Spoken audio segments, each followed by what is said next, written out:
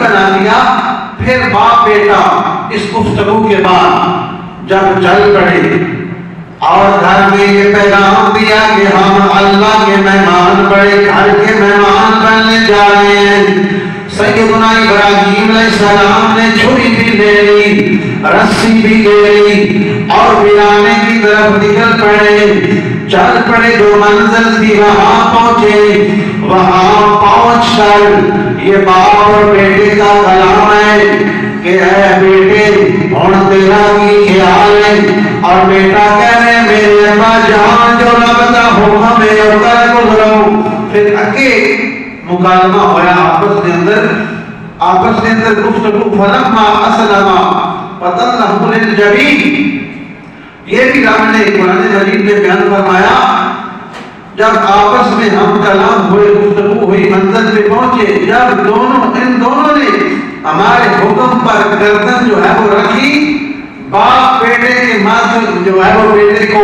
نیچے کے منہ بل یعنی ان کو لٹایا، اسماعیل علیہ السلام کو۔ تو یہ برادر علیہ السلام کوئی معمولی کہانی نہیں ہے، یہ بہت بڑا امتحان تھا، بہت بڑا عظیم واقعہ ہے کہ خلیل اللہ اپنے رب کے حکم پہ اتنے خوبصورت نبی بیٹے کی گردن پر چھری رکھنے کے لیے مکمل طور پر تیار ہیں۔ تو جب یہ تیاری مکمل چھری چلانے کے قریب پہنچ گئے تو عین اس وقت بیٹے کی زبان سے کیسی عجیب و غریب باتیں جو ہیں وہ زبان سے نکلی اور اپنے باپ سے باتیں کر رہے ہیں کہ اے میرے والد محترم۔ جب یہ بات پہلے سنی سیدنا ابراہیم علیہ السلام نے، اسماعیل نے کہا کہ جو رب کا حکم ہے آپ کر گزریے، آپ انشاءاللہ مجھے صابرین میں پائیں گے، صبر کرنے والا پائیں گے۔ تو ابراہیم علیہ السلام نے کہا کہ اے میرے بیٹے، آپ نے مجھے رب کا حکم اطاعت ماننے میں، کرنے میں تو ہے وہ آپ میرے مددگار جو ہے وہ ثابت ہوئے۔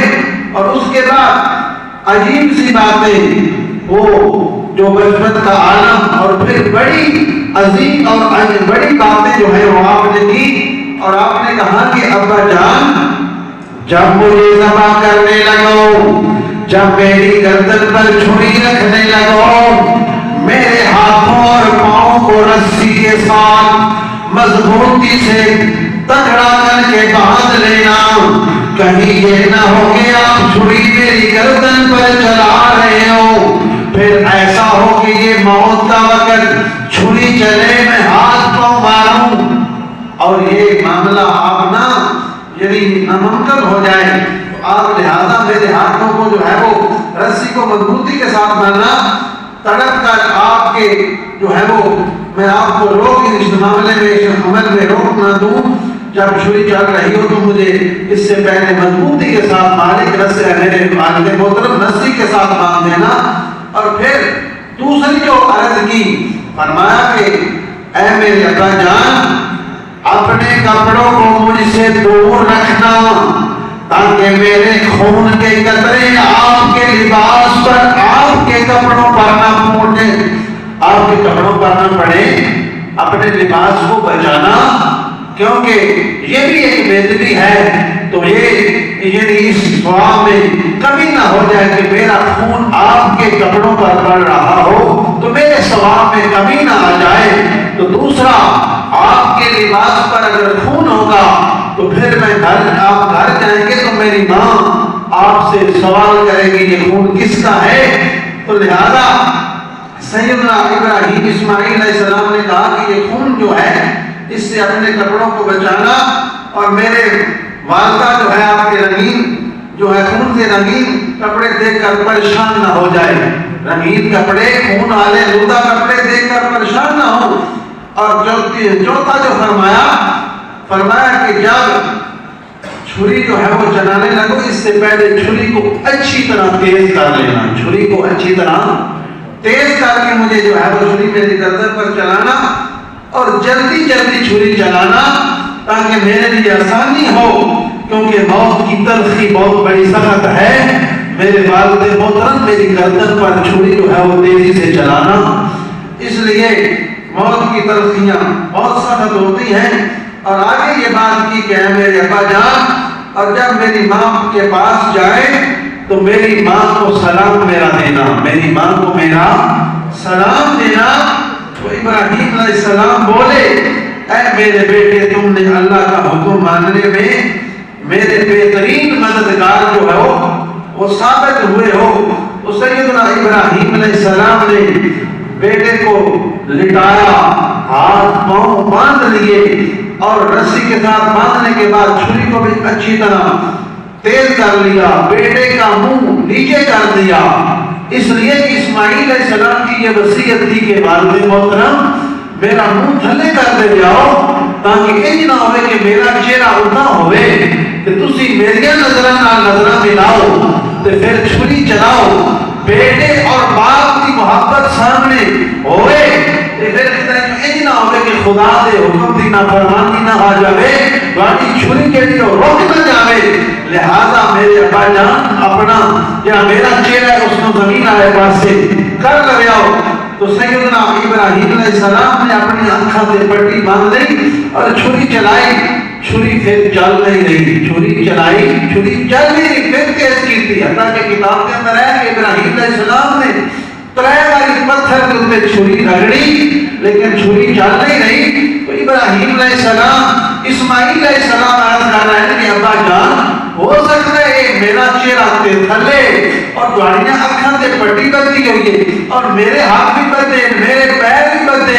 ہو سکتا ہے اے آزمائش جڑی ہے یعنی یہ امتحان آپ کو پسند نہ ہوئے، باتوں باپ نے بھی پٹی بندی ہوئی ہے اور پتر دیاں چہرہ تھلے ہاتھ پیر بندے، یہ کیڑی قربانی ہے؟ یعنی یہ دل جو خیال آیا، فرمایا اے میرے والد محترم میرا چہرہ اتر کرو اور اپنی آنکھوں کو پٹی ہٹا دیو اور میرے ہاتھوں پیروں کو رسیاں کھول دیو اور پھر میری نظر نہ نظر ملا کے چھری چلاؤ۔ ابا جان آخری سانس تک میں اف نہیں کرانگا، کوئی ایسی آواز نہیں کٹانگا کہ میں اس طرح مطلب رب دی محبت دے اندر خلل نہیں آ رہا کہ ایک ایڑی محبت دے پٹی اکھاں تے بدی ہے۔ تو سیدنا ابراہیم علیہ السلام نے اکھاں تو پٹی کھولی اور اسماعیل علیہ السلام کی رسیاں بھی کھولیاں اور آپ کا چہرہ ایک دوسری سائڈ پہ کیتا اور پھر چھری چلائی اور پھر غیب جو ندا آئی، اللہ نے فرمایا یا ابراہیم، اے ابراہیم قد صدقت الرؤیا،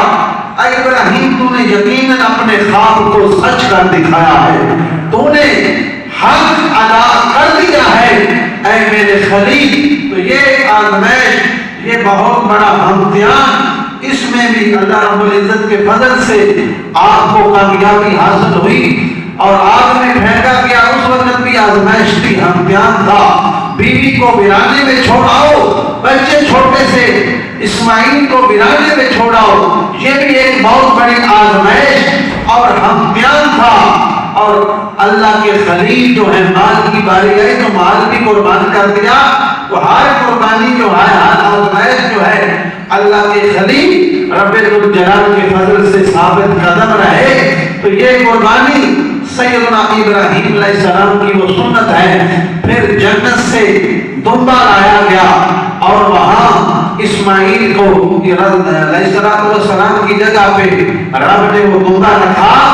اور دمبے کو پھر وہ ذبح ہوا، اس کی گردن پہ چھری چلی اور اسماعیل علیہ السلام کو اللہ نے بچا لیا۔ لیکن خلیل اللہ دلی طور پہ ایک قربانی کی دینے واسطے باپ بھی اور بیٹا بھی تمہیں تیار ہیں